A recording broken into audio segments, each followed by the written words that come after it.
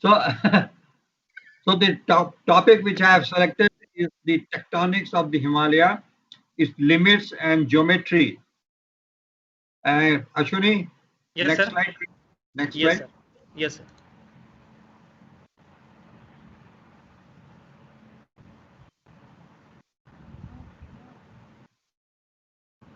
Asli, ये outer में रुक गया। हाँ, ये हो गया. आ गया So Himalaya, as we look, is bounded by a very high plate, and in the South.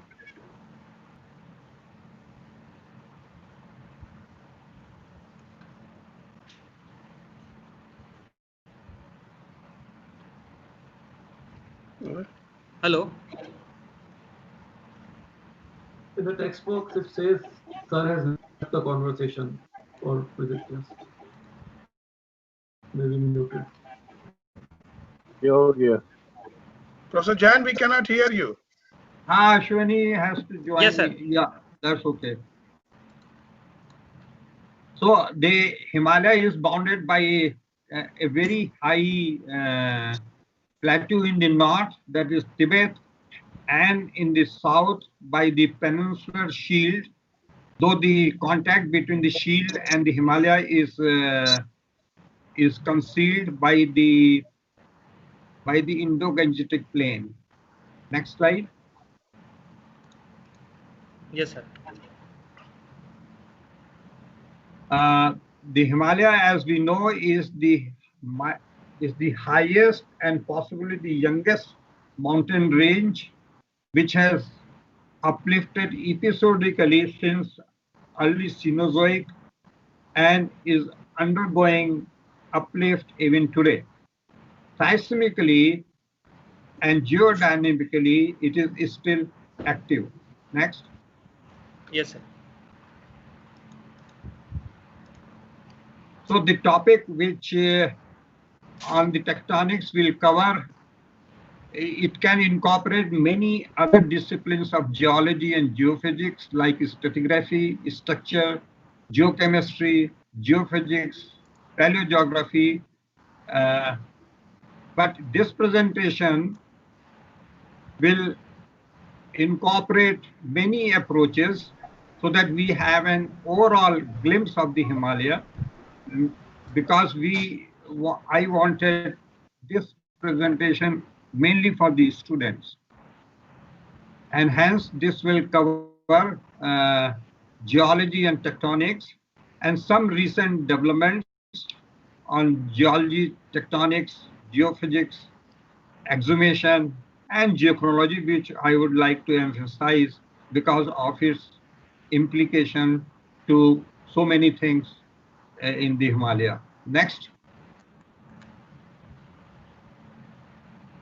An overview of the geology and tectonics, I would like to show you in few maps, geological maps of the Himalaya. Next one.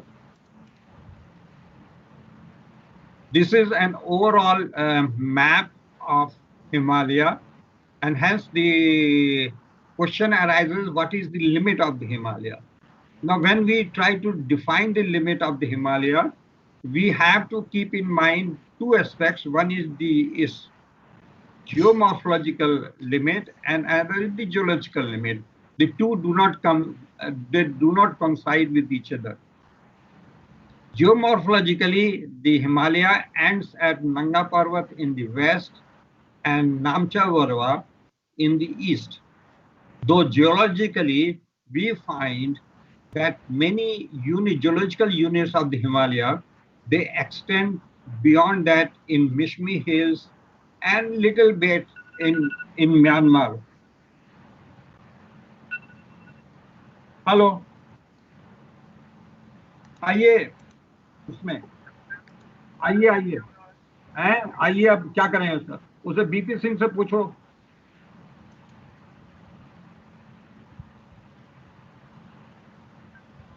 चलिए ठीक है.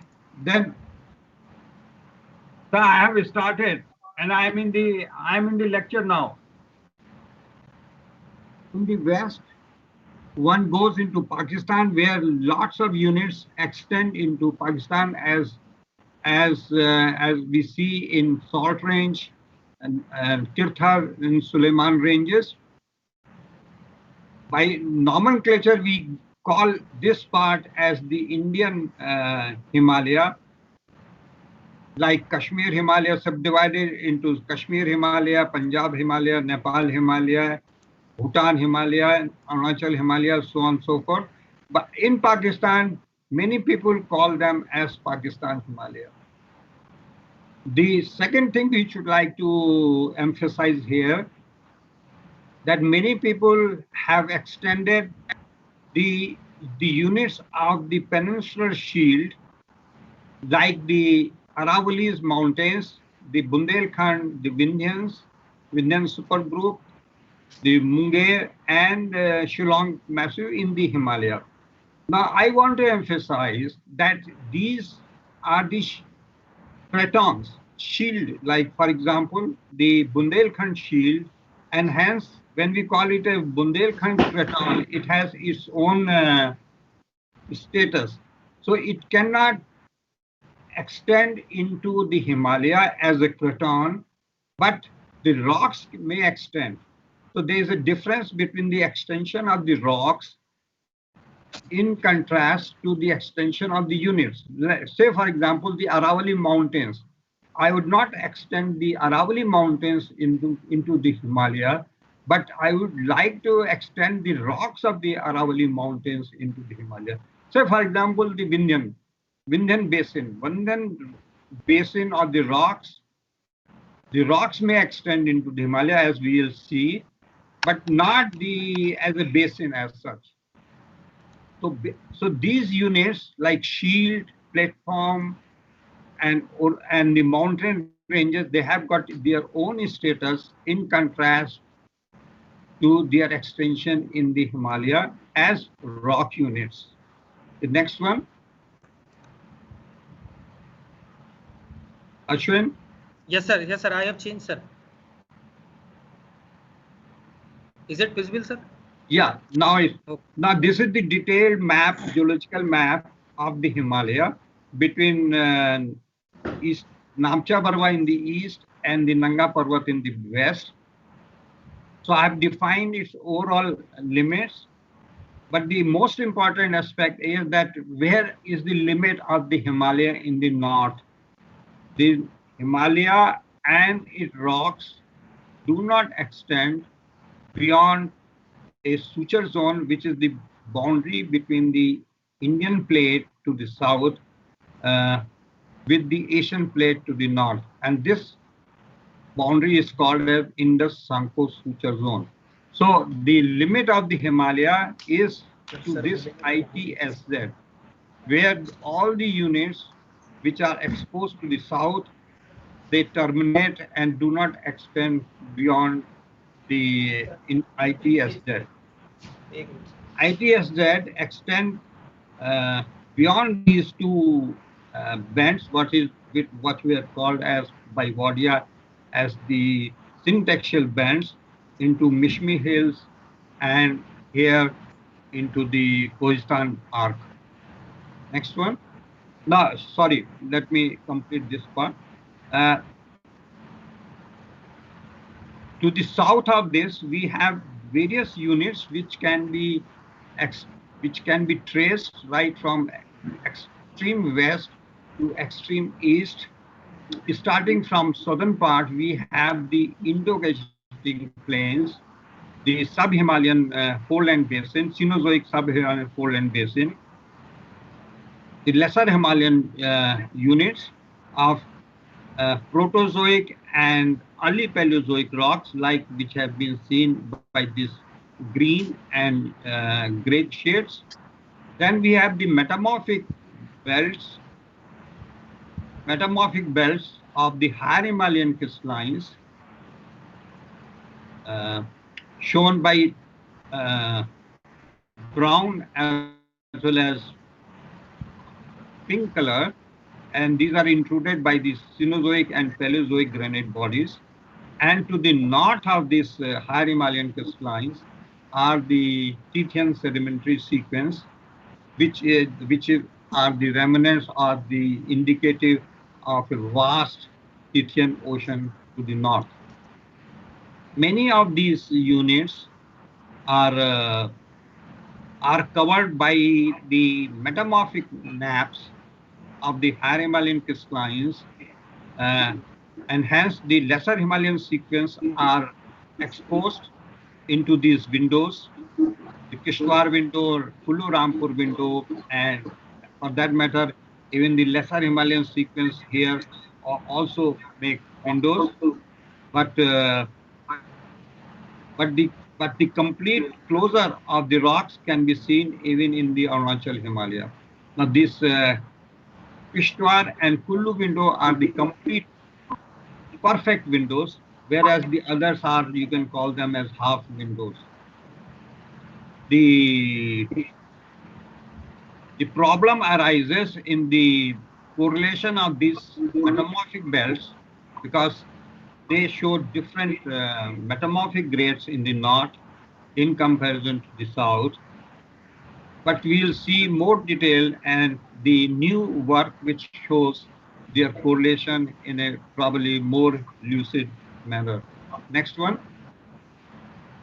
Now I'll try to enlarge the western part. Next slide, Ashwini. This is the northwestern part where one can see the metamorphic belts exposed in the extreme north. Oh, sorry, before one. Last one. Slide number 8. Ashwini, can you go back? Yes, sir. Yes, sir.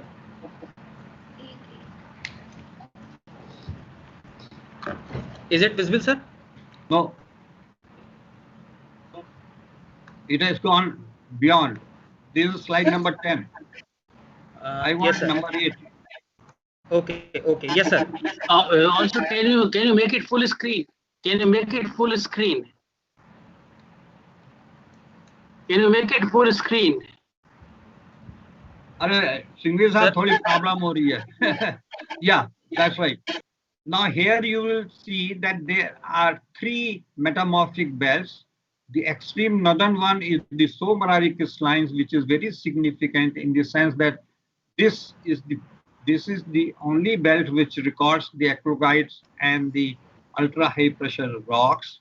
It is bounded by the suture zone in the north, and it is overlain by the Tethyan Himalayan sequence in the southern part. The contact between this Tethyan sequence and the higher Himalayan crystallines, which is pink and red, is a major extensional boundary, which is called as the South Tibetan Detachment System. And this boundary, the basal part of this higher Himalayan crystalline, is another tectonic boundary, which is called as the Vrakata thrust or the Munsiari thrust. You can club them together as the main central thrust, and this thrust bring the whole metamorphic sequence onto the lesser Himalaya, which is shown here by the yellow shades. Yellow and blue shades. Blue are mostly the dolomitic sequences. The yellow ones are mainly the quartzite sequences. So there are 2 major sedimentary sequences in the lesser Himalaya. The first is the inner lesser Himalayan sequence, and the second is the outer lesser Himalayan sequence, starting with the Shimla group and going to as young as Tal and then overlain unconfirmably by the Subathos. This sequence is thrust onto the Cenozoic sub-Himalayan sequence, which is the main belt is known as the Shivalik belt, and this is overthrust onto the Indo-Gangetic plain along the what is known as main frontal thrust. The next one, Ashwini. Yes, we come to slightly more detail about the Uttarakhand Himalaya between Kali and Tones Valley. All those units are shown here. I have not shown them by the same color. Say, for example, I can correlate the part that is the Munsari group Malonite with the Ramgarh group, but I have not shown by the same color because they are being shown as they occur. Say, this is the Ramgarh group, this is the Munsari group. In this presentation, we'll then gradually come how they are correlated with each other. The rest of the things remain the same. The major thing of interest is this tectonic boundary, which is North Almora thrust in some part and going into the Tones thrust and then the main boundary thrust. Now these two define the outer lesser Himalayan sequence, sedimentary sequence, in contrast to inner lesser Himalayan sequence. There had been a lot of debate about their correlation, but now it is very clear that the two sequences are definitely not correlatable. The outer one is younger to the inner one. Next one, please. That's an overall cross section. It takes into account the geophysical aspect of a very subhorizontal Indian lithosphere going into north along the main Himalayan thrust. We'll see more about it. And this is the sequence from south: main frontal thrust, main boundary thrust, Jutok thrust, main central thrust. And this is basically the what you call them as STD. Then this is the Klippe of the Indus suture zone, and these are the units of the trans-Himalayan sequences. Geophysically, especially the magnetotelluric investigation indicate that all these sequences in the inner part are marked at about a depth about 20 to 40 kilometers by partial melt zone, and which are being shown by this deep gray color below the Somrari as well as below the higher Himalayan crystallines. And as now these melts gave rise to a new concept of channel flow, which we will discuss more. Next one. Ashwini. Yeah. So boundaries in the Himalaya. From south, we have the main frontal thrust, the main boundary thrust, main central thrust, which is basically Munsari thrust and Vekrita thrust, South Tibetan detachment system, and then there is a blind thrust, which is called as main Himalayan thrust.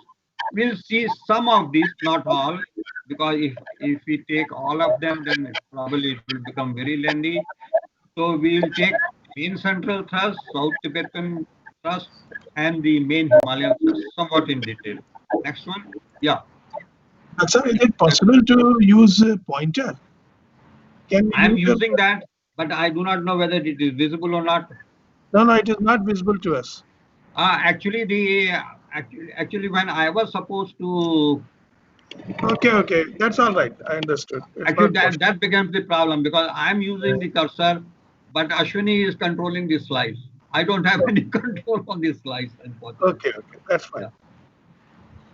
So we have the major tectonic boundary starting from the south to the north. I think the colors are not very clear here because it cannot be enlarged more than what is being shown to you.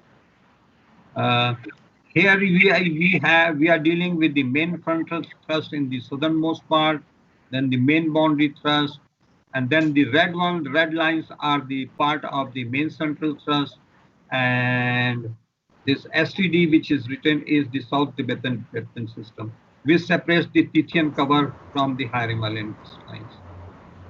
And the boundary, as I have said, the boundary of the Himalaya lies in the Indus-Sangpo suture zone. Next one.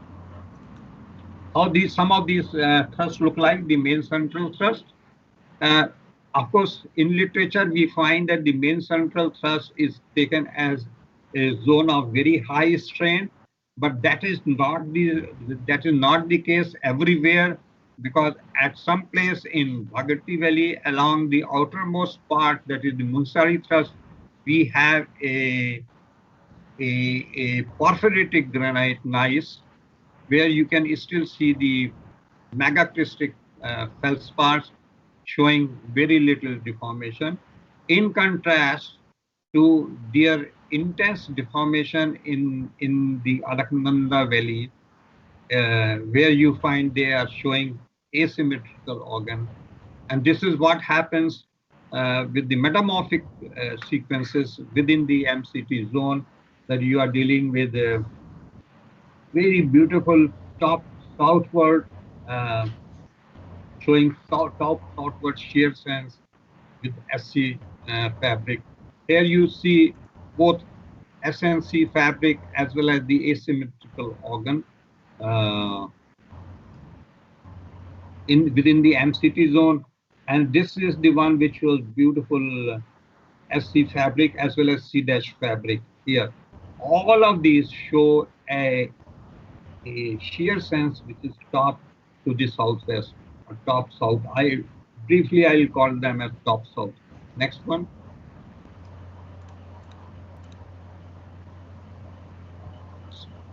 In contrast to South Tibetan detachment system, what we see, and all these ones are along the Alaknanda Dhodhiganga Valley, where we have been carrying out work for the last 10 years or so, and we have got more or less about 10 publications of that with PhD thesis and all that. Now, what happens along the detachment, this detachment? In contrast to what you see, the shear sense, which is top south, along the STD, we find the shear sense, which is top north. This is in a beautiful organ malonite, and the next one shows you the top north shear bands with leucogranites here. The partial melt, presence of the partial melt along the shear bands. This is the one where you find is a more of foliated granite, more like cataclysite, in contrast to one where you find that you have the pseudotechlite, presence of the pseudotechlite, the dark bands. This one shows the presence of both gentler as well as steeper shear zones, indicating that it's difficult to say whether the STD is a gentle tipping expansional structure or it is a steeper one. Lastly, we find the presence of the fault gauge along the STD. So we are having various kinds of shear domain, starting from the ductile shearing to brittle ductile, pseudotight development, that means the partial melting because of the earthquakes, and then we come to the fault gauge, which is a brittle structure. So it's a complex structure. This SPT is not a simple structure like the MCT zone. The STD is also a very, very complex structure. Next one. Now, if we divide this section, that is from along the Alaknanda Valley till from the base to the top, what we find, we can divide them into different domains of pure contractional zone, where you have exclusive top to the south shear sense indicators. Then there is a mixed zone where you have the little bit of extensional features, but dominantly it is a contractional zone Then there is a neutral zone where you don't see any, which we call them as transitional zone. Then in the north of this transitional zone, we have a dominantly extension zone where the extension, as I have given you only one evidence, but there is full of this whole valley is full of these structures.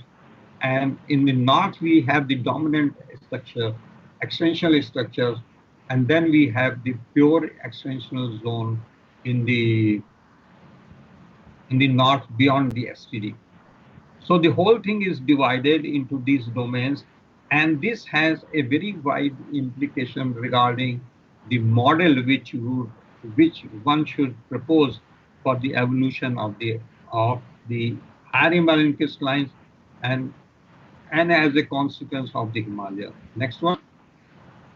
Next slide, please.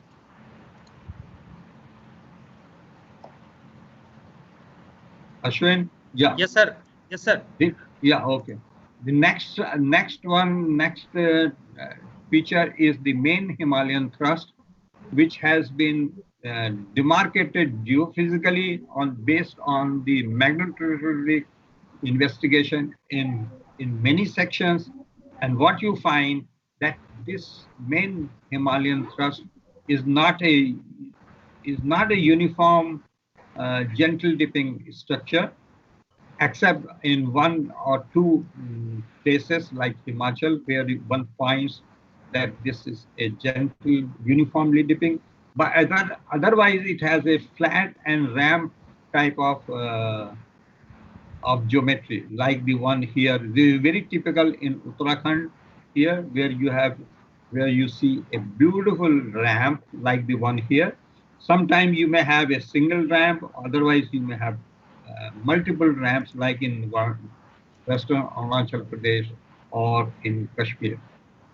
So mostly it shows a ramp flat geometry. One does not see its exposure anywhere in the Himalaya, and possibly it extends beyond Himalaya beneath the Indo-HD plains. The next one. Now I will come to the large-scale tectonics of the Himalaya, where one can imagine the tectonics on the continental scale and as well as on the Himalayan scale. The two scales are different. The next one. When we talk about the continental scale tectonics, one is struck by a very imaginary diagram proposed by Argon way back in 1924 in one of the IGCs, where he says that the whole of the Himalayan, whole of the Indian, now we call it an Indian plate, but in his time it was called as India, that it under thrust Asia, we call it as subducts now. These days call it subducts. But he used the term under thrust Asia, and the doubling of the crust has taken place not in the Himalaya, as has been postulated now, but it has taken place in Central Asia, in the northern part of Asia. We'll have it much more detailed further in this presentation. Of course, all these models have not become popular, except the one which is proposed by Divi and Bird in 1970. That is the collision tectonics between the two continents of Indian plate as well as the Asian plate, and the ocean shown by the Indian Ocean shown by the green color has closed, and part of it is abducted onto that is the uppermost part of the nappe in the Himalaya, which is the Uphilite nappe, and all this crust of the Indian crust and its metal sediments, they are being thrust southward onto the foreland. So it is all foreland propagating thrusting. this became very popular, and all our thoughts are controlled. Hello, are controlled by this model. Yes, somebody is speaking. Okay, the one which was very didn't become very popular, but it has an implication these days, is the under thrusting of greater India beneath Asia, and it goes as not as Tamil bloc that was proposed by Powell and Conagan in 1975. The next one is the buoyancy of the subducted continent by Chemenda in 2000, where the South Tibetan Detachment System brings a slice, this and the MCT brings a slice of the continent to the south. So this is one model which takes into account the extrusion, as we'll see further, extrusion within the higher Himalayan crystalline. Next one. The next 5 models, as shown here, they talk about the tectonics on the Himalayan scale. In this sense, we have the Great Himalayan Sequence bounded by the main central thrust and the STD, which is extruding as a wedge, and proposed by Burfield and Royden, and this Nelson, this becomes a very popular model of the channel flow, where the whole thing is postulated as a partial melt within the Great Himalayan Sequence, because these higher Himalayan lithogranites are considered as part of this partial melt at around 20 to 25 million years back. And this channel has extruded southward because of the fast erosion in the frontal part. So the two things, the presence of the tertiary or Cenozoic, late Cenozoic lithogranites, and the fast exhibition of the higher Himalayan crystallines, they control the presence, the postulate of this channel flow, which is a very, very tempting model. But in this model, one also gets the shear sense, which is top south in the southern part and top north in the northern part, plus the inverted metamorphic sequence. So a lot of things are being explained by this channel flow. The next model is the extrusion model, the wedge model, which is a deep crustal wedge of the Great Himalayan Sequence that is proposed by Webb in 2017. And then we have a model proposed by Carosi in 2018, where he talks about the in-sequence thrusting in time. So from the top north to south, where the older sequence is seen in the northern part, and then sequentially it becomes younger towards the MCT. And in this model, which we proposed way back in 1993, we talk about the inverted metamorphic grades or inverted Himalayan sequence with the help of the ductile shearing, where one finds that the top south in the lower part in the MCT control sequence, and this is, we think that it is the whole thing is first has gone towards south as a ductile shear zone, and then subsequently we find the top north shearing to the northeast to metamorphosis, plus the ductile shearing and the presence of the lithogranites here. The next one, Ashwin. Yes, sir.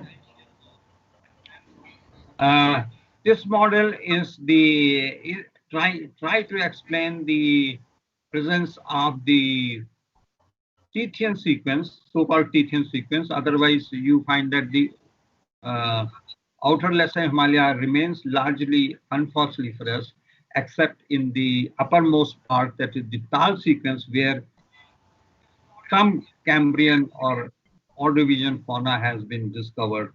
So, so there are few models which try to explain this observation that some Tethyan sequence is present in the Lesser Himalaya. So a model of the crystalline axis, what is called a crystalline axis model, was proposed by Saxena, Evans Saxena in 1971, which says that it is basically a crystalline axis in the middle, which separates the Tethyan Himalaya from the Lesser Himalaya, and then is the model, well, given lot of credits to Myro, but it was proposed by Brookfield way back in 1993, where he thinks in terms of a single basin from Lesser Himalaya, Greater Himalaya, and Tethyan Himalaya.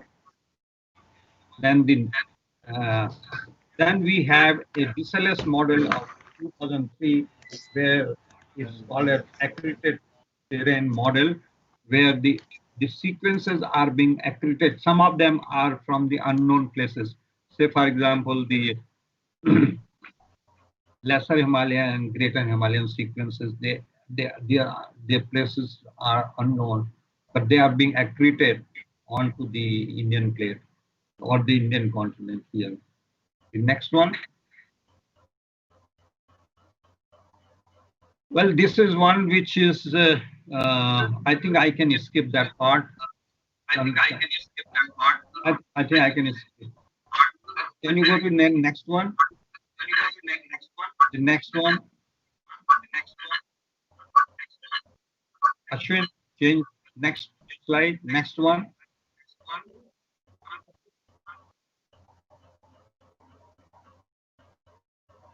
Slide 24. Yes, sir. Yes, sir. I have changed, sir. I have changed it.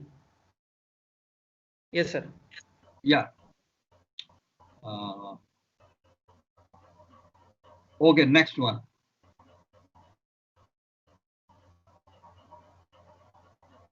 Okay, now we come to a very important aspect of the Himalaya, that is how we can delineate the terrains through time across the main central thrust, because this is taken as a main boundary with two different terrains, and then its role in the Himalayan geodynamics.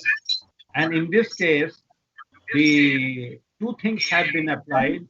One is the uranium-led zircon geochronology, and second thing is the, there is a lot of disturbance, so we are not able to hear you properly. I think some people have not turned off their microphones. Yeah, they have not. So they can request them. I request everyone to please mute your mic. Thank you. Thank you. Now it's good. So there are two things which have happened. One is the application of the uranium-led zircon ages to lot of things in the Himalaya, and second aspect is the application of the samarium niobium isotope geochemistry, and these two aspects have helped us in defining the main central thrust as well. The next one. Ashwin? Yes, sir. Yeah, why zircon? Zircon is a mineral, as we know. Previous 25, slide number 25. Yes, sir. पीछे जाओ. हाँ sir, हो गया. नहीं हुआ. Yeah, that's it. Yeah. Yeah, next one. So slide number 26. Yeah.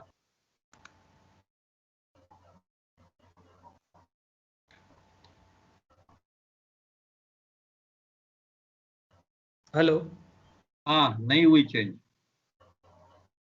नहीं, अच्छा, okay, all right.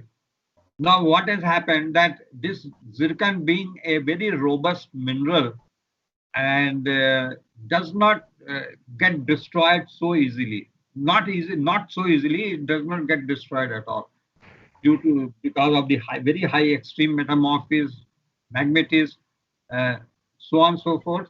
But it also shows growth through time, and hence it is. And now the instruments are available so that we can date these growths to give you an idea what is happening through its geological cycle. So it can be applied for the evolution of the sedimentary basins in the Himalaya, and this has given rise to a topic that how we can distinguish the terrains across major tectonic boundaries. Then, since it does not destroy during the transport of the sediments, so we can also work out the sediment dispersion during Paleoproterozoic and Neoproterozoic. Since it does not get destroyed due metamorphism, so it can be used for the population of the metamorphic nappes, and then ultimately that how we can do the paleogeographical reconstruction. The next slide. Yeah, so this is what is the zircon. That's how it looks like. This is one zircon from Bhagirathi Valley, where you can see multiple overgrowths. The youngest being this very bright rim, though it has remained undated so far. But if we are able to date it by uranium-led zircon method, so we can definitely record different geological times in which at least 1, 2, and 3 overgrowths have taken place. Next one.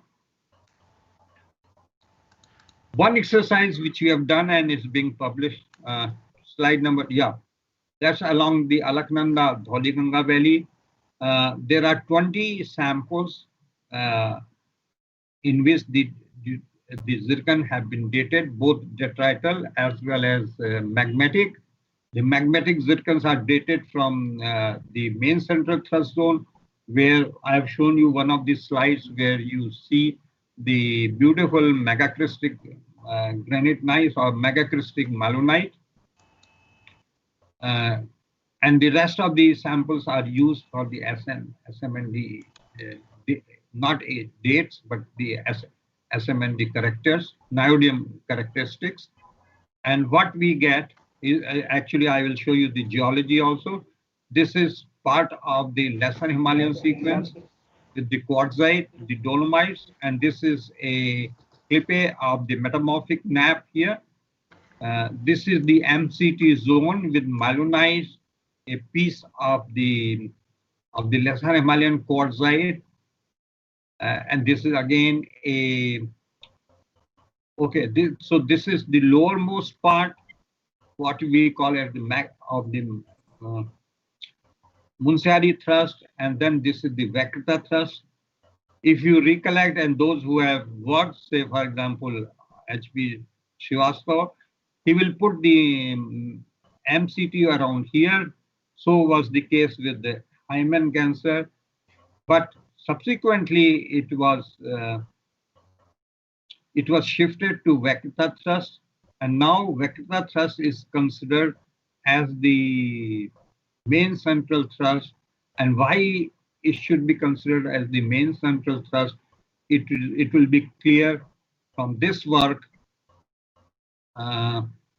In fact, you will find that here we have put, that's the progress in with time in our work, because Munsari thrust was taken as the MCT in the beginning of our work, but subsequently as this work matured, we have shifted this boundary to Vakrita thrust here.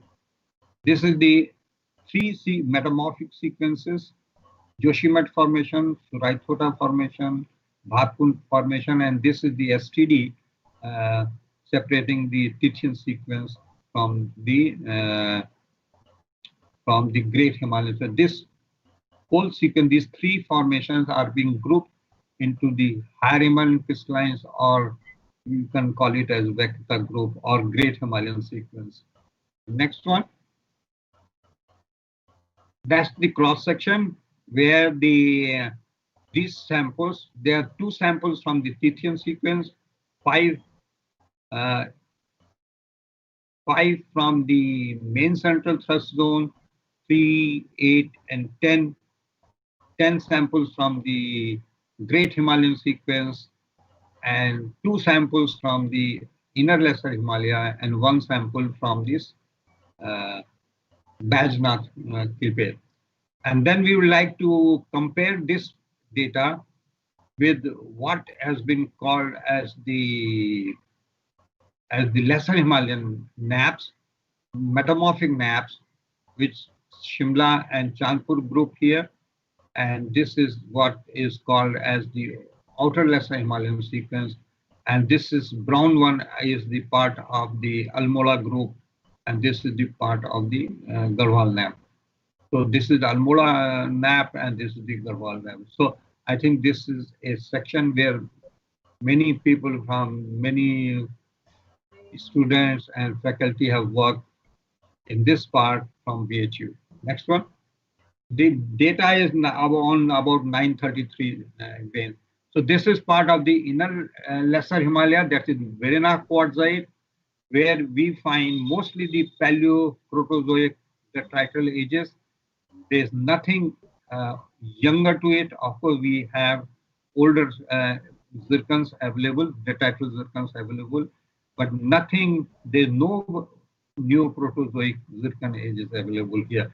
So there are 2 peaks which give you on an average, say 1.9 GA zircon ages in this sequence. Next one.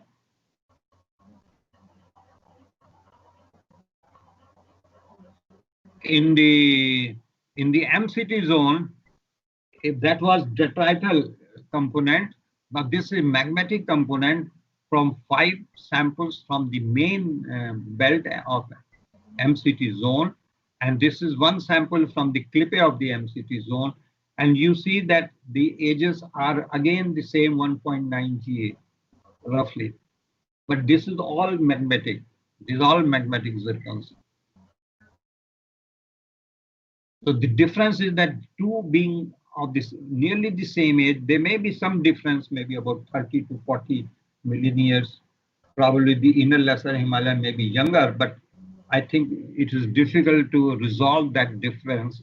So we have rounded them off around 1.9 GA. So that is what we find a very characteristic of the MCT zone. The next one. When we come to Vaikuta group, the scene is very different, entirely different scene we find here. Right from the base till the top of the STD, there are 2 magmatic bodies which have intruded. One is at the top and another is at the base. Both are Paleozoic, lower Paleozoic ages, that is 490 MA, 490, 475 MA. Beside these magmatic bodies, you see, if you look at the detrital component of a pile which may be around 10 kilometers thick, the whole sequence is of the same. That is 0.85 to 0.9. That is what you are getting here. There may be slight younging towards the top, but I'm not very sure till we have more data, more robust data. I'm not saying that it is not robust, but probably we need much more dating of the detrital zircons to resolve whether there is a younging in this sequence or not. But what is seen here, that there is no detrital component which is Paleozoic. And of course, we have the older zircons, but the main zircon which characterizes this sequence is Neoproterozoic. So we are dealing right from, as soon as we cross the MCT zone, cross the vector thrust, we go into the vector group, we encounter the arrival of the new Proterozoic zircons, and these are the predominant ones. Keep it in mind, they are predominant. There are very few zircons which are Paleoproterozoic. They are there, but very, very few. Next one.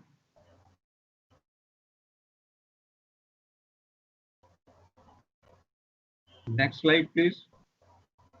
Now, this is the Tethyan Himalayan sequence. No, I think we have jumped. Slide number 33.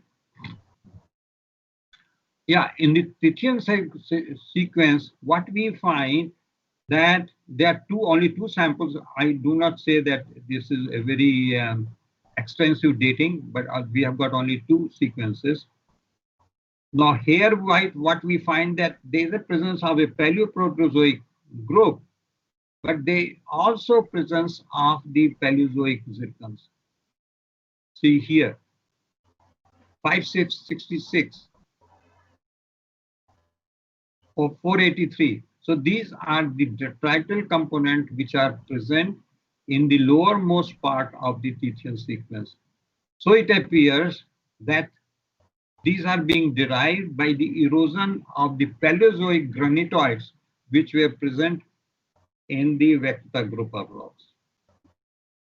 And this is definitely this is definitely a population, if not from anywhere else, definitely from the, you can really source them in the vector group. The next one.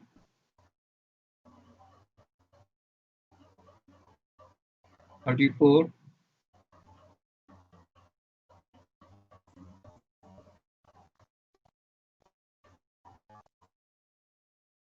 Next slide, Ashwin.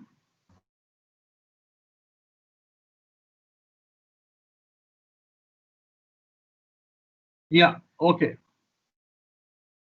Let's try to now there is an extensive coverage of these sequences, both outer Lesser Himalaya and inner Lesser Himalaya sequence, right from the westernmost part to the easternmost part.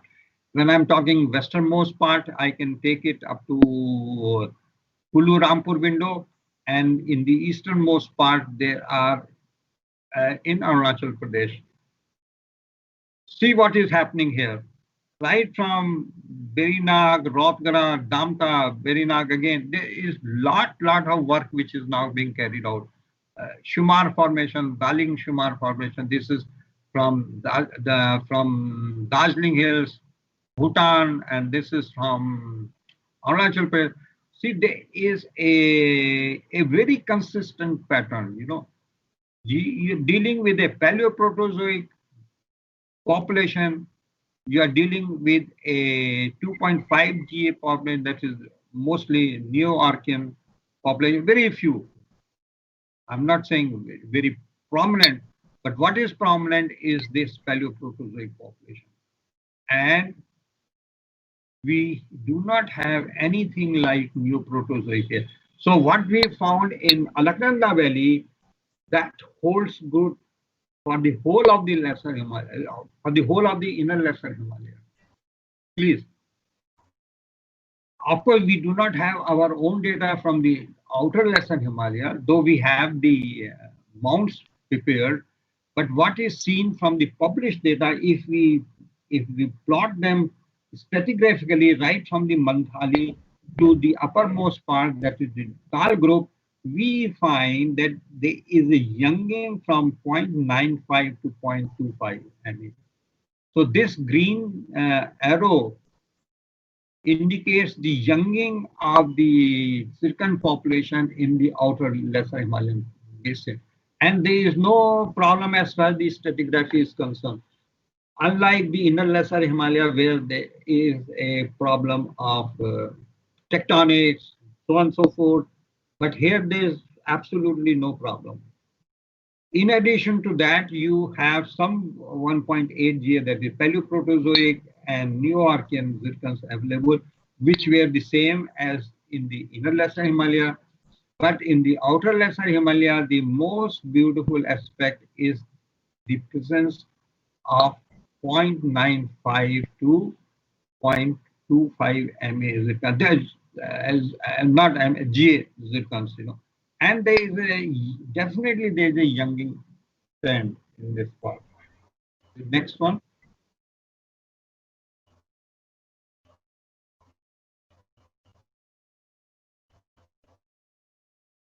Ashwin.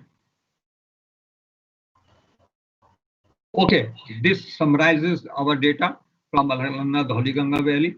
You have a continuous Paleoproterozoic Archean population, but in Tethyan sequence we are dealing only with the Neoproterozoic zircons. In the Tethyan sequence we have the lower Paleozoic sequence. That is the detrital component. Of course, we have some magmatic bodies which are Paleozoic in age, and hence this Paleozoic component and this Neoproterozoic component in the Tethyan Himalaya, we consider that there's because of the erosion from the Great Himalayan sequence. Next one.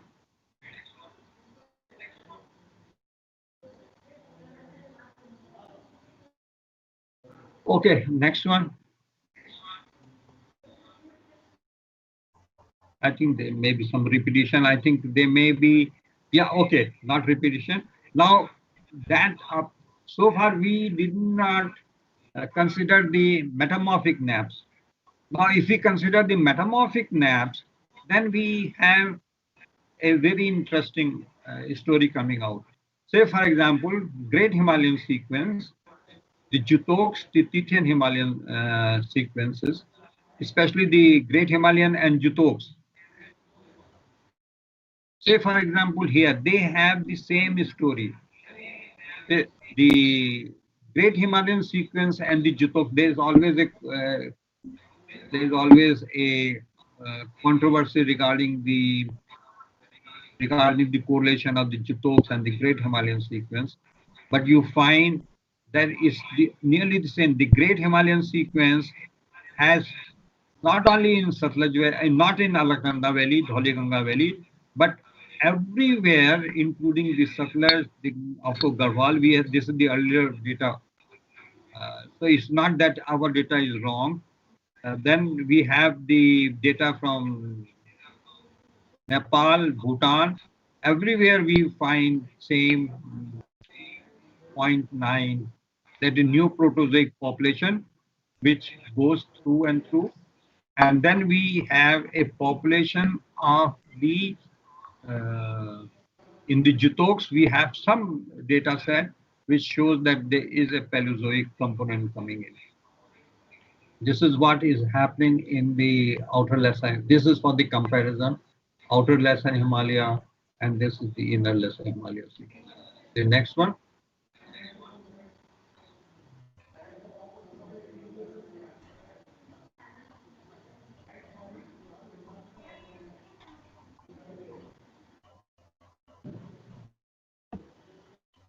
Ashwin? Yes, sir. Is Yeah. it changed? Yes. Yeah, it's changed. Okay. Now, if zircon is not destroyed, while the sediments, they get metamorphosed and they change their shapes. Say, for example, you may have a shale which may be metamorphosed to in upper amphibolite faces, but zircon would not change its character. So if you have a zircon from shale of the same age or character, in contrast to zircon from amphibolite faces rocks, you can correlate the two. So it is like getting a fossil in the metamorphic rocks. So if that is the concept, then we can correlate our sequences across the Himalaya, right? Say, for example, an example from Uttarakhand Himalaya, that we have a correlation done from this Alaknanda Dhauliganga Valley across all the sequences here, that we are dealing with the inner lesser Himalaya, the metamorphic belt, both the Almora nappe and and the outer lesser Himalaya. See what is happening. This is the sequence we get in the Alaknanda, Dholiganga Valley, where we have the inner lesser Himalayan sequence with 1.85 or 1.9 GA. Sedimentary, the tidal zircons, MCT zone with 1.9 or 1.89 GA magmatic zircons.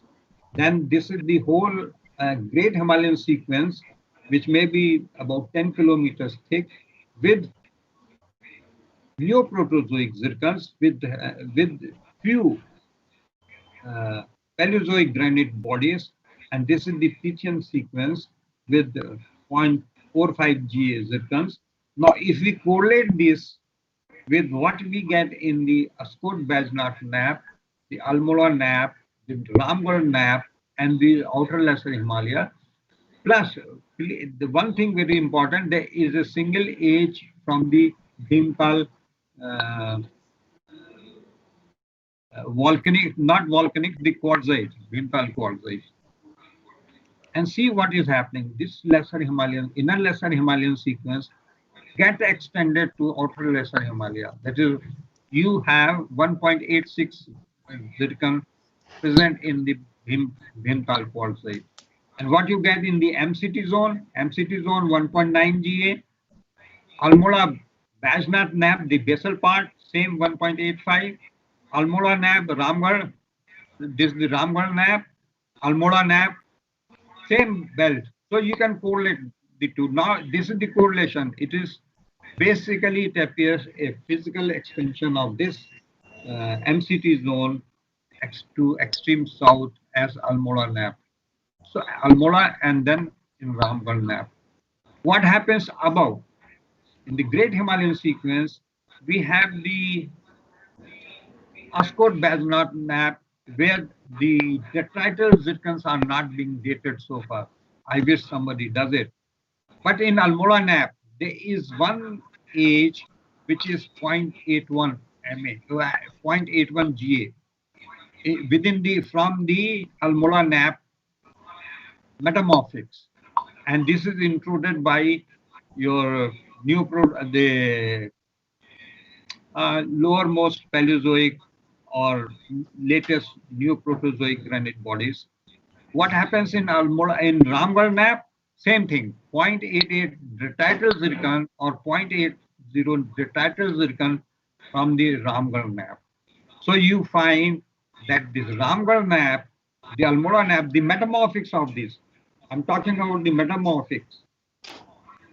Possibly the Ascot Bajnat, they get all correlated with the Great Himalayan sequence with the same detrital zircon component. And then this is the outer lesser Himalaya, which has 0.95 to 0.53 GA zircon, detrital zircons here, which are nearly the same as that of the Tethyan Himalayan sequence. So the zircon here in the outer lesser Himalaya and the Tethyan Himalayan sequence provide an additional evidence that this is possibly an extension of the Tethyan Himalayan sequence. Now the question arises whether it is a physical extension which is now being eroded off.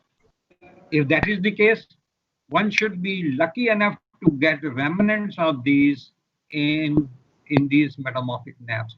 If somehow we are able to establish some low-grade metamorphic rocks within these naps of the same age, or age would not be covered.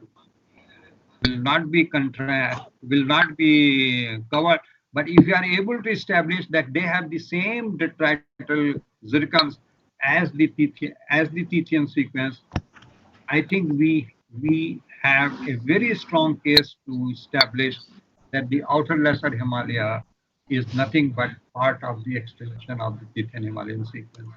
Next one. I think I will cover this part and then I will end off. There's a lot of other things also. The next one, please. What it leads to. Now, if we are able to establish that we are dealing with a magmatic arc which is 1.9 GA and a sedimentary basin which is also of the same age. This is the Indian continent with the Bundelkhand, this Singhbhum, and this is Aravalis, and this is the part of the. Now, in this case, what will happen? Then we will be able to establish that we are dealing with a magmatic arc, Paleoproterozoic magmatic arc, with a back arc basin. We consider that Inner Western Himalaya is a back arc basin, and it extends further south within the outer lesser Himalaya. The Bhimtal volcanics has the same, since the Bhimtal volcanics have the same component as the inner lesser Himalaya, we consider this is a part of the same basin on which a outer lesser Himalaya was developed in future. So this outer lesser Himalaya is an indication of a basin which is developed on the Paleoproterozoic, and this is the Vindhyan basin in the south. This is the Indian continental crust. Okay.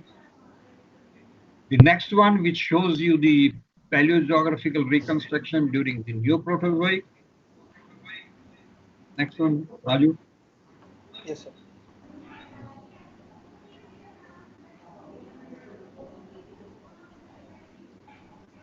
Yeah, okay. Now this is the basin which we are talking about, the Great Himalayan Sequence.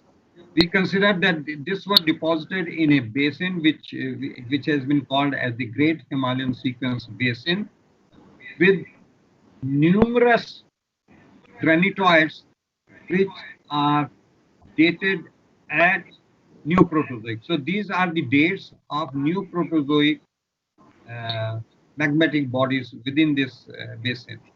So this is additional constraint of this age of this basin, Neoproterozoic basin. And from where it has got its zircon population, there could be many candidates.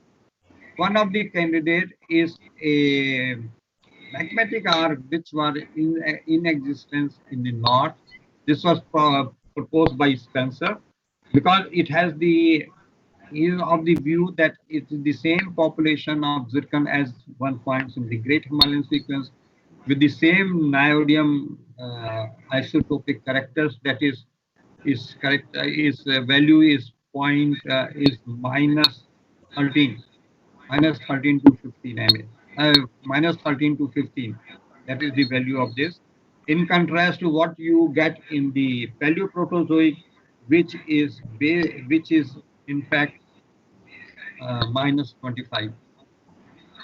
So this basin might have received, since it has got components of Paleoproterozoic, so one has to think in terms of Paleoproterozoic component, say like from Bundelkhand granite, and then you have all this. This is what is being called as the CITZ and Aravali Delhi mobile belt. So it makes a garland. So it appears that during the Neoproterozoic time, it was a highland, and these are the values which one finds of the mainly the zircon population from CITZ, and from the Aravalis. So they have the zircon population of the same age as that one finds in the Great Himalayan Sequence basin. So one need not go to very far off to derive the sediment in the Great Himalayan Basin, because we have a nearby belt available. And there's another reason why they cannot be derived from very far off. Say for example, I will come to that later on. So this is what is the reconstruction, that we are dealing with a northern magmatic arc, that is Neoproterozoic arc. Just Ashwin, Neoproterozoic arc. This is the Great Himalayan Sequence here, and these are the sequences which you find in Almora.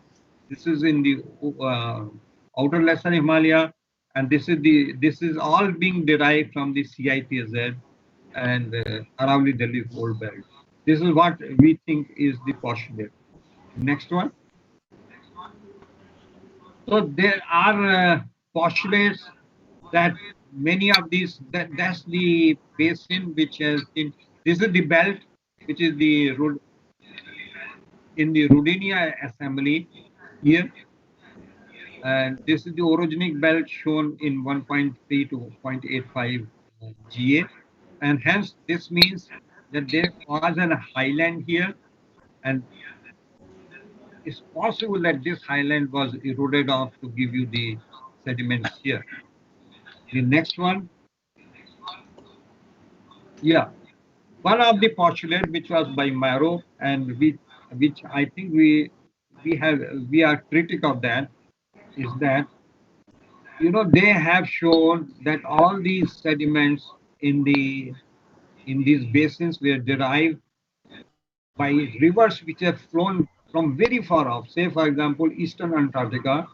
This is from, I think, Australia.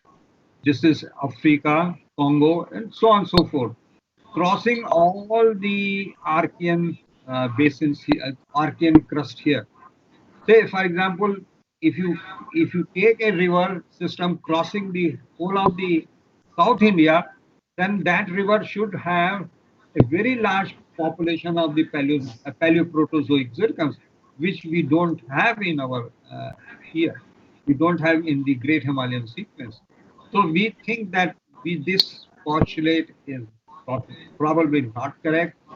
And what we think that all these zircons have been locally derived, either from the Aravalli Fold Belt, CITZ, or they are being derived within the basin, because there are lot of Neoproterozoic magmatic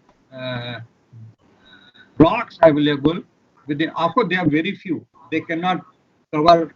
They cannot be stored for such a thick sequence, but they are there. I think I should end up here. I think I will end. Maybe the last few slides. Of course, I have lot more things to cover, but I think I will end up here. We can go to the last slide, which I think is worth seeing. Ashwin? Sir, what is the slide number? Slide number, last slide. Okay. Last one is, thank you. Yes, sir, this one. Yeah, this one. Yeah. Okay. So the question which I am trying to raise through this talk is that if we see from south to north, what we get in the Himalaya. You take any section in the Himalaya, we get a Cenozoic foreland basin, sub-Himalaya, which we call it sub-Himalaya, and what it contains, broadly Paleocene to recent sediments. I think all of us will agree. We go to Lesser Himalaya, and what we have in the Lesser Himalaya? Inner Lesser Himalaya, Outer Lesser Himalaya, with Lesser Himalayan metamorphic cover. Now, if you see the characters of these, that Inner Lesser Himalaya has got 1.85 to 1.9 GA Paleoproterozoic rocks on the basis of the dactyl zircon. Outer Lesser Himalaya has Neoproterozoic to lowermost Cambrian sequence. Some at places this Cambrian is fossiliferous. And what we have in the Lesser Himalayan metamorphic cover is 1.85 to 1.95 GA dactyl zircons, and this is one population, and the second population is 1.9 to 0.5 GA with Paleozoic granitoids. So we can now constrain the age, not the age, but the sediments of the metamorphic sequence. In the higher Himalayan crystallines, the outermost Munsiari group of rocks, which is magmatic, is having 1.9 Ga magmatic zircons. Then Great Himalayan sequence has 1.1 to 0.85 Ga zircons with Neoproterozoic to Paleozoic granitoids. Tethyan Himalayan sequence is early Paleozoic to late Mesozoic and sometimes Paleocene. If that is the scene, which I think is correct, then a very large Paleoproterozoic inner lesser Himalayan sedimentary basin is unconfirmably overlain by Neoproterozoic sedimentary basin and metamorphic belt. And hence the Himalayan rocks, which I call it the Himalayan rocks, that is the rocks which are of the Himalayan age, the sediments which are of the Himalayan age, are only in the Cenozoic Coalden basin. The question I raise to all of you is that where are the Himalayan rocks in the Himalayas? I do not find anywhere except in the Cenozoic Coalden basin. Maybe some of the granitoids could be, there are some granitoids which are tertiary, but they are not the belts. The belt is only the Cenozoic Coalden basin, which is Himalayan in age. The rest is all Paleoproterozoic to Neoproterozoic. So hence, if the Himalaya becomes a remobilized Paleoproterozoic, Neoproterozoic belt. Thank you. I think I will end up here.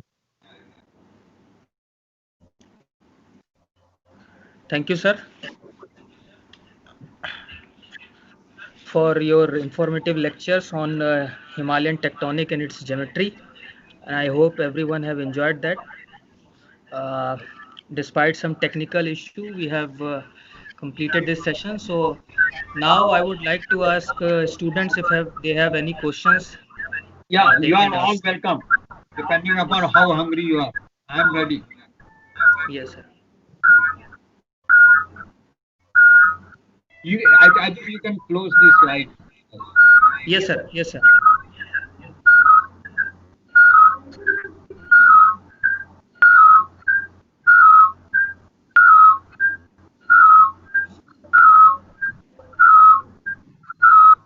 आवाज किसकी आ रही है?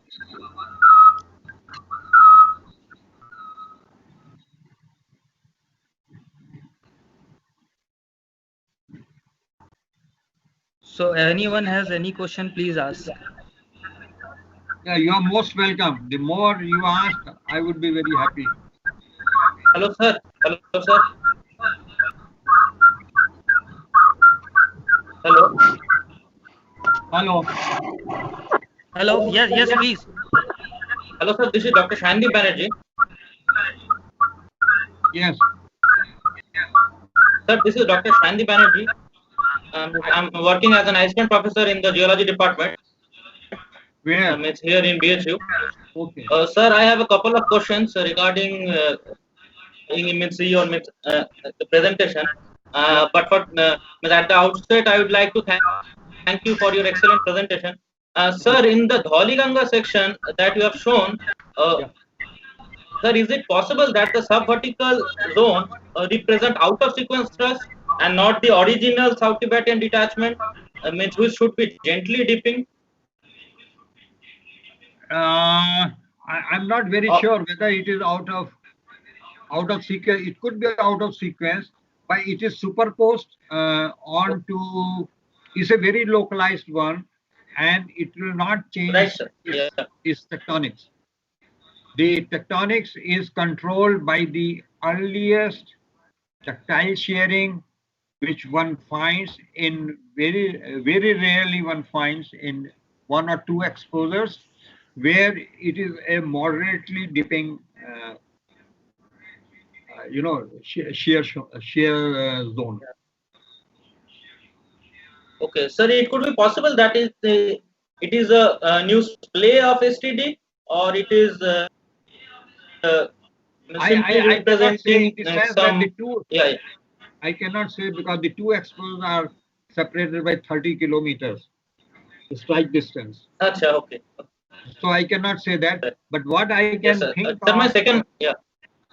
what I can think of that the Mhm. steeper sequence is possibly superposed on the moderately dipping extensional fault system. Okay, sir. My second question is that means you were talking about the ramp and flat structure or the extent of the ramp and flat structure below the Himalayas.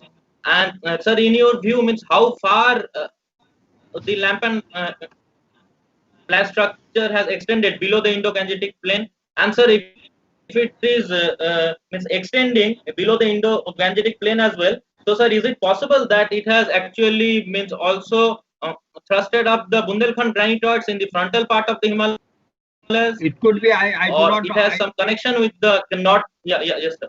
Yeah, I think nobody has mapped it till Bundelkhand granite. That's number one.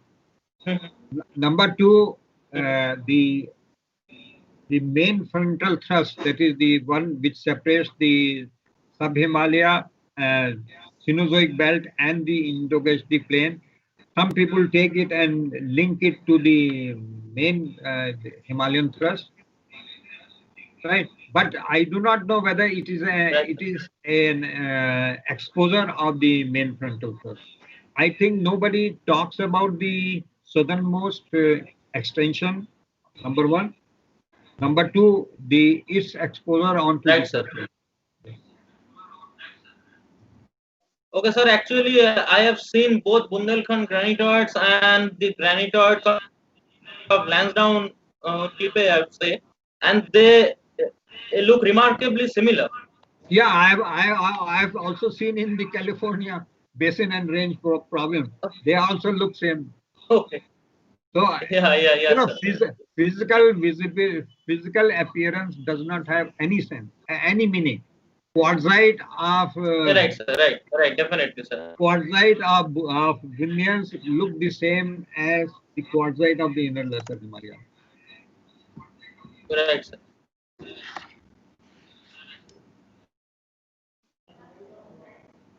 Hello, sir. My last question is that the lesser Himalayan metamorphic cover you were talking about, it contains granitoids of age around 1 GA to 0.5 GA, and it is also possibly related with the. Excuse me, can you repeat your question? Sir, you were actually talking about the lesser Himalayan metamorphic cover Yes. containing granitoids of 1 GA, means Yes. the range of the age is around 1 GA to 0.5 GA. And Yeah. sir, in Chotanagpur granite, gneissic craton also we get actually the granites of similar age. Yes. So sir, is there any relation between? Yeah. There cannot be any relation in the sense I told you that a craton, if something is existing in a craton is a craton. Right? There can be a magmatic activity in the Chotanagpur terrain as well as in the lesser Himalaya. But if you are thinking that it is a physical extension, then I think that will be far-fetched. No, I'm sir not talking about the physical extension. I'm actually talking about the timing of the magmatism. That whether that's possible. It is the same time.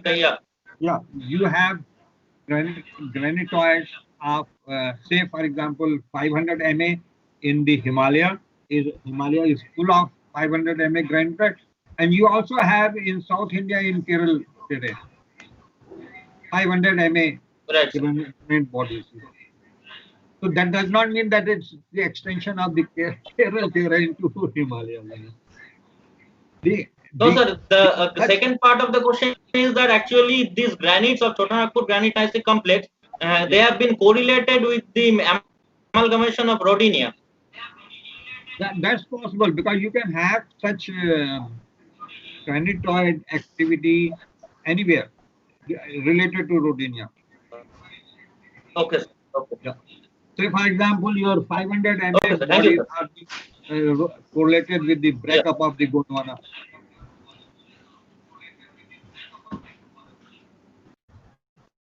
Okay, sir. Thank you, sir. Welcome.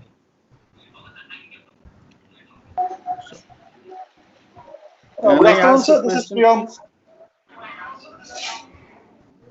और यहाँ तक क्या कहाँ से पूछना है? Can I ask a question, please? Please, please. Welcome, welcome. We are here only for this part. Sir, I have a question regarding this. That we go back to the last slide, and the question remains that where are the Himalayan rocks? Yes. Depending upon the geodynamic theory of evolution, you have already stated that the channel flow theory is one of the possible postulates, right? Yes. In the channel flow, we know that there has been an extrusion of number of leucokinetic bodies or other magmatic bodies. What Yeah. are the age connotations of those? Can we not relate it to the directly to the Himalayan origin in terms of age? I told you that there are certain Cenozoic granite bodies, but they do not occur as a belt. They are isolated bodies which are occurring near the STD, but they do not form a very continuous belt like what you find in the inner lesser Himalaya, yeah, outer lesser Himalaya, things of that kind. So you do not find such belts. You have the isolated bodies. If you compare, but in such case, they are Himalayan. They are definitely Himalayan rocks, but they do not form. They are not significant. So you can, if you like, you can include those as part of the Himalayan rocks in the Himalaya, but they are insignificant. So one more question. The significant Himalayan rocks are the Cenozoic coal and belt. Yes. Sir, one more question. Given all the experience that you have worked on the zircon dating, does metamorphic effects or metamorphic processes, especially very, very high grade metamorphic processes, do not have any imprint on the zircons? What is the metamorphic processes? For example, in Himalayas, we have a lot high grade metamorphism in the granulite terrain. Even we have got eclogite also. Those rocks do not, those processes rather, do not have any imprint on the zircon as itself. We could date the zircons from eclogite, not eclogite, but from the gneiss, just adjoining to the eclogite, which have undergone ultra high pressure rocks, and they show beautiful growth. They have the 53 MA zircon, 50 MA, and 47 MA zircon. Zircon does not get destroyed till you have some very extreme conditions. Otherwise, it does not get. Okay, thank you, sir. It has been very heartening to listen to you after so long. Oh, thank you. Thank you very much. Hand raise करने वाला कुछ है ना? Hand raise करने वाला है ना? Hello sir. जोखाराम जी नमस्कार. हेलो. हाँ जी. हेलो. जैन. हाँ बोलिए. I have a question. Please. What happens to the post-Gummel, pre-Sponton or pre-Subatu, let's say, sequences? Sorry, I could not get you. I think you have to make your voice slightly louder. My question is, we have in the Tethyan sequence, the Gummel, okay, and after that, we have nothing. Yes. No preserved records. And then in the 4D, you get the Subatus, and which is a very thin sequence otherwise also. Yes. And we see along the Sucher, if you go to the west, in Alps, Caucasus, and elsewhere, you get the huge thicknesses of the Sin tectonic and 4D, everything is preserved. Why it is that here we don't have anything after the Gummel? Only a small sliver of Subatus. Sir ये तो question ONGC वालों के लिए है, ये क्यों नहीं यहाँ पे Yeah, develop? I know it is like that. I know it is like that. What is the explanation? I think it is the receding Scythian Ocean from east to the west, so that you have an enormously thick Cenozoic sequence developed there, whereas you don't see anything beyond. If you look at the Tethyan sequence as it is, I think there's hardly any. It goes only up to uppermost Cretaceous. There's hardly any Paleocene preserved. In Correct. Uttarakhand, you have some evidences of the Paleocene, but otherwise it's all missing up there. I think it has to do with the original configuration of the Tethyan Ocean. No, I think has it been cannibalized or eroded? What's the explanation? No, I don't think so, because overlying that are the ophiolite nap. So in Spontan, you have the Spontan nap coming over the uppermost part of the Tethyan sequence of Zanskar. So I don't think that it will be eroded off. Spontong is a very large clippe. I think that's the largest clippe which is being seen. You don't see.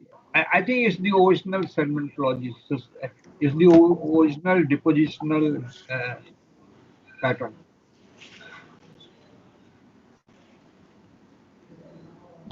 Sir, hello. Okay. I think this requires that if I present to you before in person, I think it would be more fruitful to discuss the issue. Oh, thank squarely. you. Thank you. Hello, sir. Am I audible? एक minute हाँ बोलिए हाँ नमस्कार बोलिए ठीक है मैं मंगा लूंगा ठीक sorry there was a call. Yes, sir. Ah, Sir, good. I am Srinja Datta. I am a research scholar from BHU. So I had a question that in the model that you showed, which was proposed by Chemenda in 2000, sir, in that model they talked about slab break, right? Break off of subduction slab. Yeah. So I wanted to ask, like, if there was a slab break, there would be a subduction rebound. So is there any signature of any such rebound that we observe in the Himalayas? When they talk about the slab break, they talk about the slab break of the oceanic crust, because they talk in terms of slab break, so that this oceanic crust gets broken off, and because of that being broken off, the continental crust gets rebound, and that's why it gets exhumed. Okay, sir. So you're saying that the one of the main reasons for the exhumation could have been because of the subduction rebound. Because of this slab breakout. Okay. Yeah. Thank you, sir. It was a real honor to listen to your talk. It is my pleasure.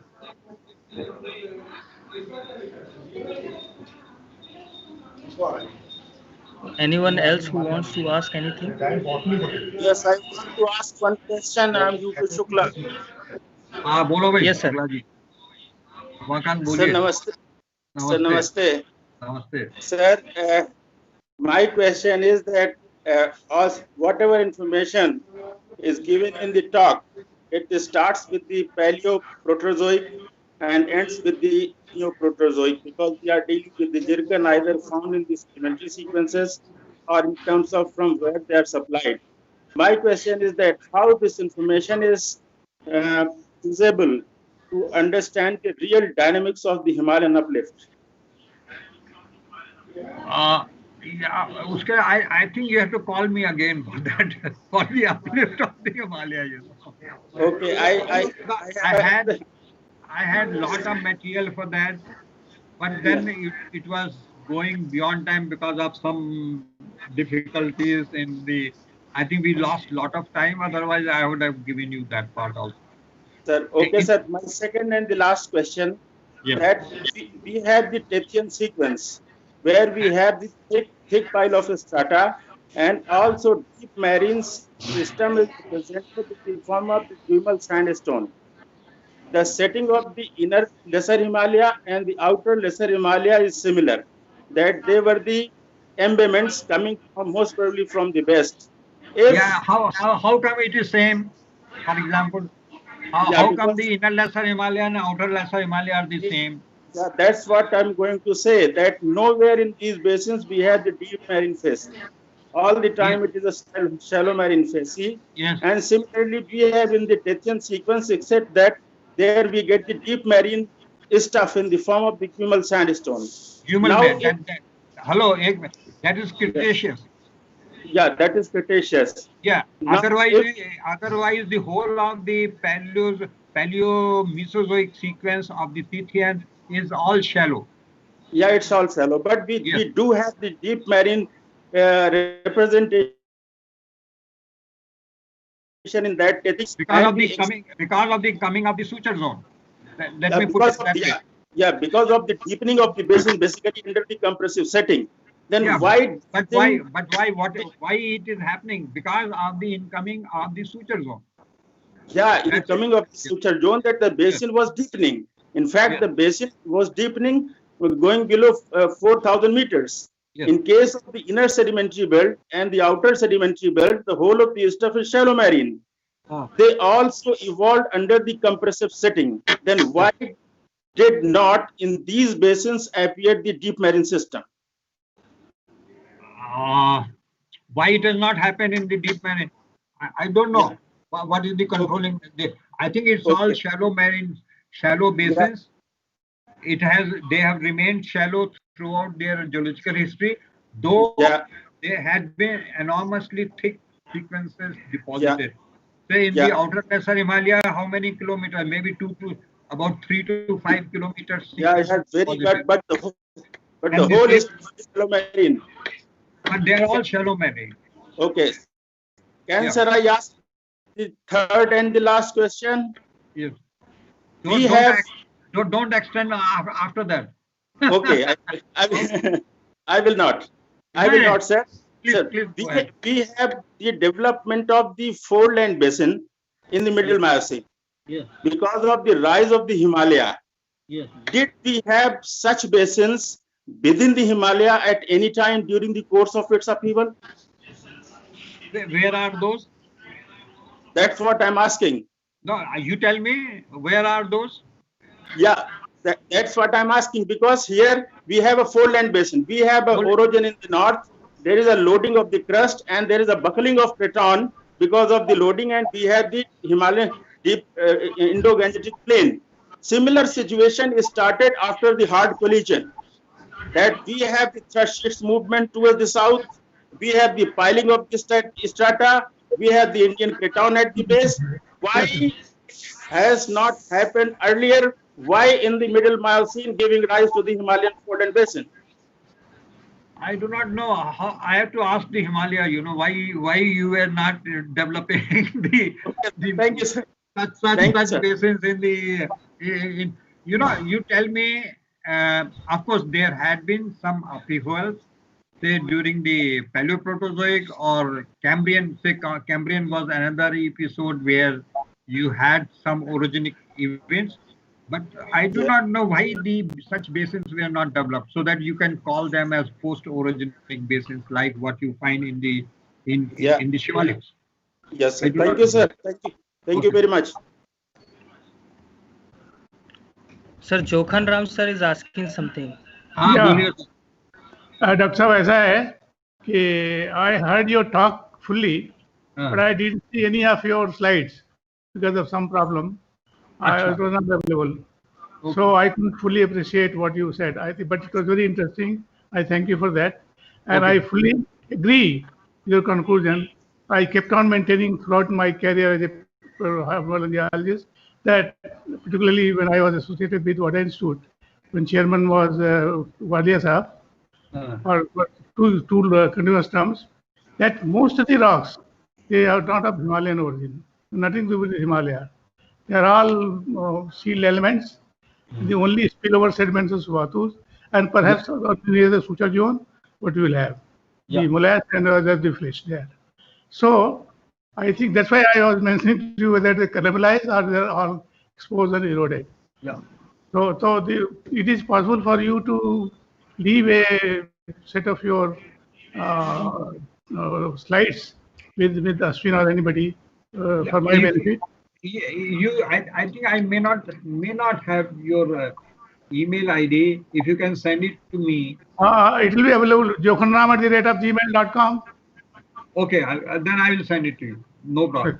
jokhanram@gmail.com. Yeah, Thank you, sir. I will ask Ashwin, since he has invited you for this talk, so he would definitely have. So I will send you this slide. No problem. Sure. Thank you, sir. Welcome. And I'm so happy that you concur.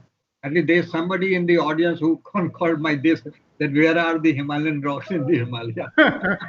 I have been working parallelly on Himalayan, although doing a petroleum continuously. At the same time, Himalaya has my. I know your work. I know your work. I've been following you on and off. Yeah. Thank you. You are very well known person from the ONGC. I know that. Sir, Rahul Dixit is asking something. Hello. Rahul Dixit. बोलिए.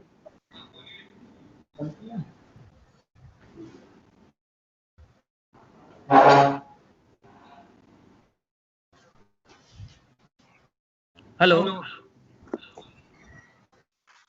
बोलिए.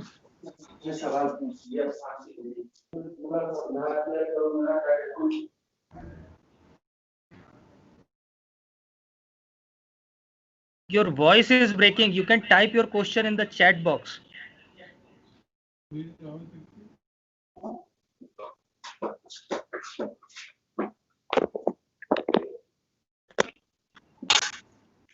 Anyone else has any question? Any question from a student? Hello, sir. The students most of the time remain silent in such discussions and talks. I wish they should come forward and put lot of questions. I should not use the term depressing, but it's unfortunate that our students are not asking questions.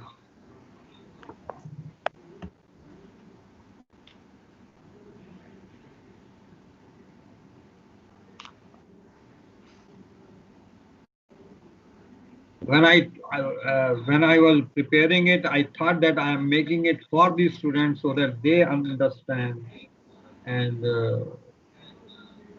follow the lecture.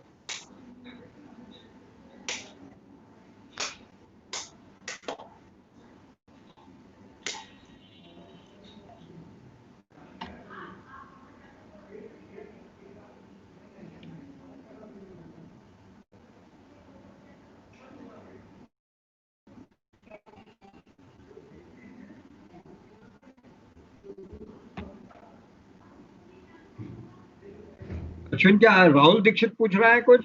हाँ कुछ पूछ रहे हैं sir, पर अरे वो तो यहीं का ही है, उसको मैं बाद में जवाब दे दूंगा. अच्छा, ठीक है sir. Let us not wait for him. Okay. Anybody else?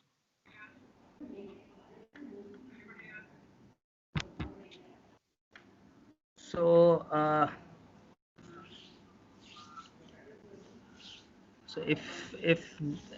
if anyone has any question, they can ask, or we can proceed further.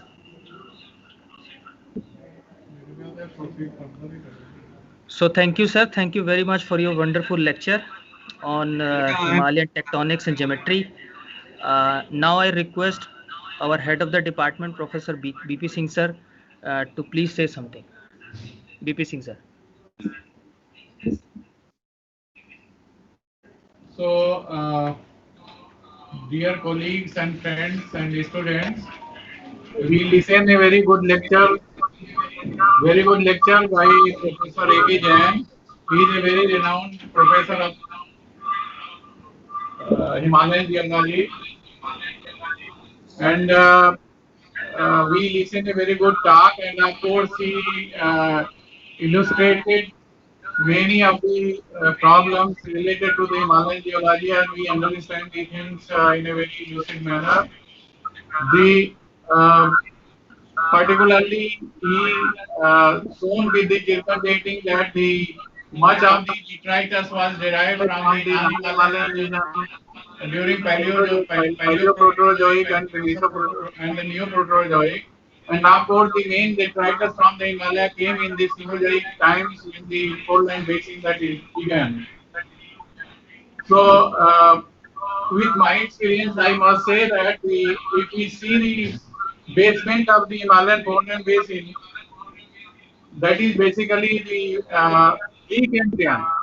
Nowhere we get the Paleozoic and the Mesozoic in the basement of the Himalayan fold-line basin.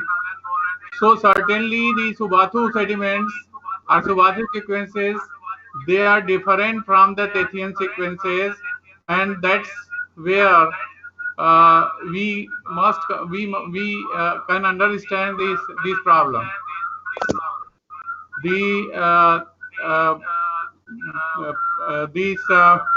Then after the Subathu we get the Daksai and Kasauli formation, and then the Shivalik group. So that is basically the initiation of the fold-line basin that comes from the Shivalik, from the Subathu, and probably the Himalaya started rising during the Paleocene and Eocene times. In the Subathu or in the Daksai Kasauli or in the Shivalik, the Himalaya. So I thank Professor Jain for lecture. Of course, in the beginning he was hesitant because of the technical. We saw that problem. Giving the online lectures, it is not very easy, and the younger generation is habitual to do that, but we people, we are not very habitual to do the online lecture. So but anyway, the lecture was very informative, and we understand how the Himalaya developed and from where the arrived in the Himalaya. So thank you for giving this K.K. Mathur Memorial Lecture. This was the 16th K.K. Mathur Memorial Lecture, and K.K. Mathur was founder head of the Geology Department, who did this department in 2013, in 1923. In 1920, Geology Department as a full-fledged head of the Geology Department. So once again, I thank all the participants in this and Professor A.K. Jain for giving a very nice lecture. Thank you very much. Thank you very much, Professor Singh, for this patient hearing. Of course, there had been some problems with the. I think it is in all the systems. There is nothing new in this. I think we are all new to this because of this lockdown and coronavirus. Everything is new. We will learn. It's not that only the youngsters are learning. I think we old people learn very fast, faster than the youngsters, I should say. Thank you, Ashwin, for all the support which you have given. And you must be very tired of asking me so many things from you, how to handle slides and things of that kind. Thank you very much. Thanks a lot. All faculties and departmental for being with us. And should I leave? Yes, sir, definitely.